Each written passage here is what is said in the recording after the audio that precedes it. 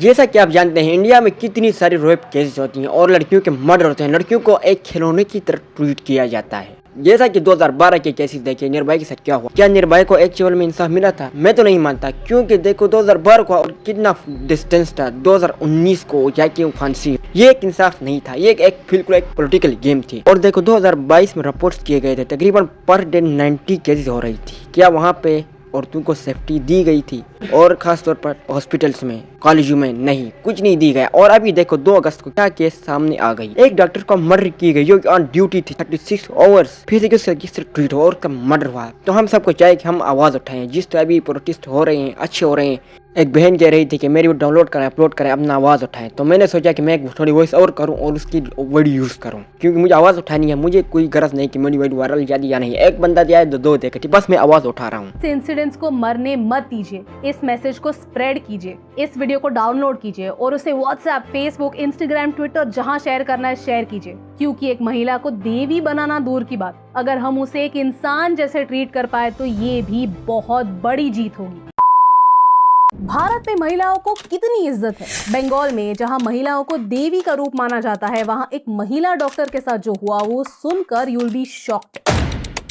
36 घंटों के लिए लोगों की जान बचाने के बाद एज अ डॉक्टर आपको क्या रिवॉर्ड मिलता है? Rape, torture and murder. Yes, it was a murder, not a suicide, a murder. इस वीडियो पर कोई एड्स नहीं चलेंगे because we don't monetize tragedies.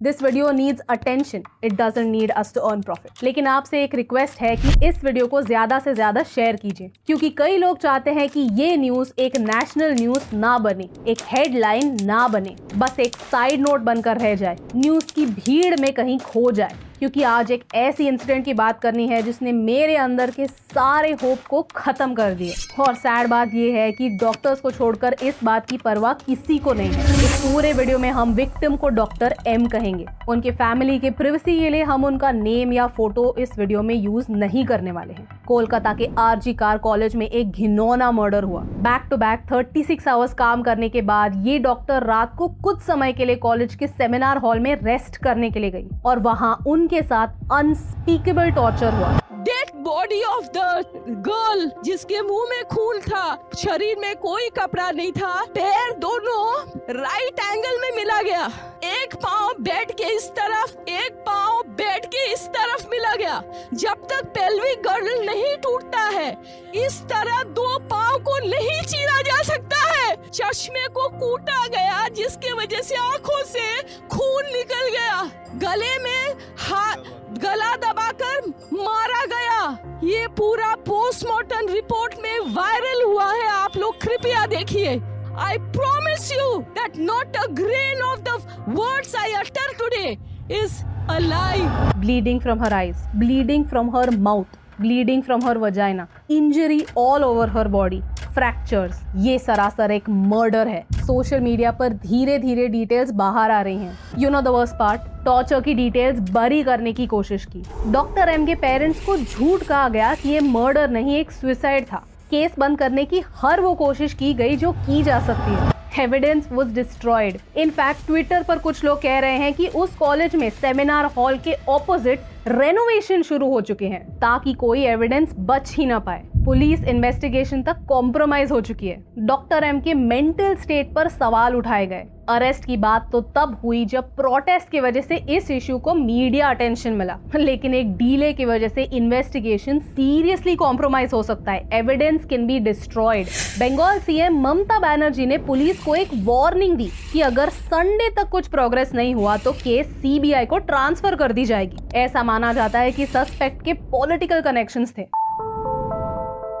जहां रेप हुआ वहां कोई सीसीटीवी था ही नहीं, लेकिन पुलिस को उस एरिया में एक ब्लूटूथ हेडसेट मिला। फिर पुलिस ने जब ये हेडसेट कुछ सस्पेक्ट्स की मोबाइल से कनेक्ट करने की कोशिश की तो कोलकाता पुलिस वॉलंटियर संजय रॉय के फोन से ही ये हेडसेट कनेक्ट हुआ। द वर्स्ट पार्ट इज इस सस्पेक्ट के अगेंस्ट कई एलिगेशंस थे, जैसे एक्सटॉर्शन, इंटिमिडेशन और थ्रेट्स अगेंस्ट विमेन। उसने 2022 में अपनी प्रेग्नेंट वाइफ पर भी असॉल्ट किया था और कुछ हफ्तों पहले एक फीमेल डॉक्टर के साथ छेड़खानी भी की थी। फिर भी वो इतनी रात गए कॉलेज में क्या कर रहा था? ये मर्डर कंप्लीटली प्रिवेंटेबल होता अगर कॉलेज और पुलिस दोनों बैकग्राउंड चेक करते, स्टूडेंट्स की लाइफ की थोड़ी कदर करते। यानी जो लोग हमारे रक्षक बनने वाले थे वो हमारे भक्षक बन गए हैं। और अब ऐसी न्यूज आई है कि Kolkata high court has asked the case to be transferred to central bureau of investigation. There are just a few points that I really want to discuss. First, क्या बंगाल में ये मर्डर होने से अक्यूज्ड को ऑटोमेटिकली इम्यूनिटी मिल जाती है? भारत में एक अजीब डिजीज है जो सबको अफ्लिक्ट करती है, क्राइम्स को एक फिल्टर के थ्रू देखने की। यूपी में जब एक रेप होता है तो सारे पॉलिटिशियंस वहां चले जाते हैं और हर चीज को मीडिया अटेंशन मिलती है, और एक हफ्ते बाद जब लोगों को कुछ नया मिलता है आउटरीच करने के लिए तो सब नजर घुमा देते हैं। लेकिन भारत के कुछ स्टेट्स ऐसे हैं जहां कुछ भी कर लो आपके हर पाप धुल जाते हैं, और उनमें से एक है वेस्ट बंगाल। बंगाल में हर इलेक्शन के बाद पोस्ट पोल वायलेंस होता है और हर बार इस वायलेंस को दबाया जाता है। संदेश खाली के हॉरर्स भी कुछ इसी तरह दबाए गए थे, और अब इस इंसिडेंट्स को भी दबाने की बहुत कोशिश की जा रही है। आरजी कार कॉलेज के प्रिंसिपल के रेजिग्नेशन के बाद बस कुछ ही घंटों में उसे दूसरे मेडिकल कॉलेज के प्रिंसिपल की पोस्ट मिल जाती है। What does that tell you? Bengal is that dumpster fire that will keep burning and you'll keep hearing cries of the innocent, but you'll ignore it because the color of the fire is not a color that you like.